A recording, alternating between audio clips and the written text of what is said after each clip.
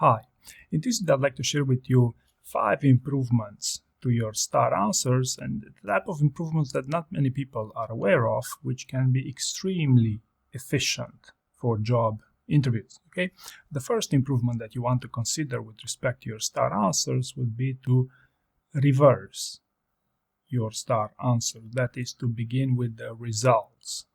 Okay, and why would someone prefer such an approach for the purpose of selling themselves in their job interviews? Well, the most common scenario would be if you are susceptible of rambling. Okay, so if you are worried that during your interviews the interviewer will say, "Hey, but you're talking too much, you're talking nonsense here," one way you'd want to approach this would be to first present the facts, the results, the hard evidence, the numbers, so to speak, and then you would want to make the case as to why those numbers were the best to showcase and how you sell yourself on the behavior that they're interested in. Okay, so I invite you to try it, to reverse your STAR answer, start with the results and see what gives. Okay, the second scenario that you'd want to consider while improving your STAR answers, and this stems from a very common challenge that people have with their STAR answers, that is, they tend to be either longer in the beginning in the situation and in the task, either they tend to be a bit flat. Okay, so you start with something that is, okay, yes, we had this situation and I addressed it by doing this, but the situation doesn't look like a veritable challenge, so to speak, right? So here what people do would be either to convert the task into a challenge, or maybe sometimes to mix the situation and the task so they're a little bit more to the point. Well, what I would suggest you, if you want to make your STAR answers more impactful, would be to outright dramatize your story from the beginning. So instead of using the situation and task, dramatize, drama. Okay, change it with a D. Okay, so it's somewhat a combination of mixing the situation and task and changing the task with a challenge, so to speak. But if you think of dramatize in the beginning, that will make your answers far more interesting. Okay, if you have the problem that your answers might sound a bit flat, or you have a problem that you spend too much time describing the situation and task, okay, which are very common issues in STAR answers. Right. The third improvement I'd like to suggest with your STAR answer stems from a new trend, so to speak, in job interviews these days. So due to the fact that job interview questions are easily predictable nowadays, so you can expect questions around conflict, you can expect questions around dealing with ambiguous situations. So interviewers try to reframe those questions so they sound a bit more counterintuitive. One technique very commonly used in job interviews today would be to generalize the question. Instead of "tell me about the time when you handled a conflict inside your team," the interviewer would ask you, "how do you handle conflict?" Okay, so it will be an open-ended question, right? To which I would, if you follow this channel, you'll know that I always recommend giving specific examples of times when you handle conflict. But if you answer the question straightforward, like I ask you, "how do you handle conflict?" and you would say, "Hey, let me tell you about the time when I handled a conflict inside my team," maybe it wouldn't sound too natural, right, in your answers. So what you may consider here would be to add an introduction, right? So before presenting the situation, you say, "Hey, I handled conflict by, knowing that cool heads will prevail, taking my time, eventually looking into data," and then you would go with your STAR answer.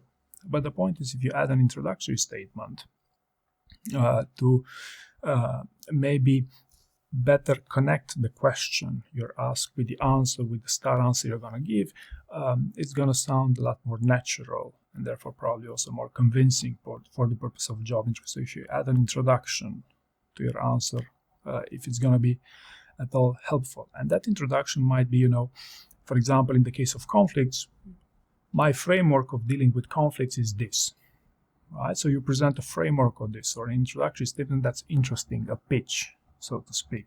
Or "my my way of dealing with ambiguous situations or with prioritization of my subject matter expertise is this. And then you would go with a specific example that would also still further add to your advantage for your star answers during a job interview. So by adding this introduction, you also build a bit of better rapport, of a high level rapport, so to speak, with your interviewer. Again, in the case that you get asked questions which are framed counterintuitively, which happens, in my experience, it's quite common, especially today, when those interview questions are easily predictable, right? Improvement number 4 here I'd like to share with you would be, especially in the case that you have, you know yourself, you are very concise in your answers, and you have plenty of stories to share with your interviewers during job interviews.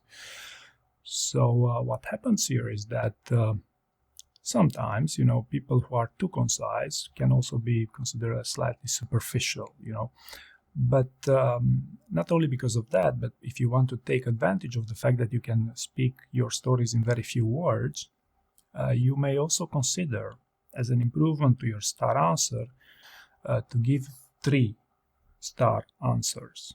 Okay, so how do you handle conflict?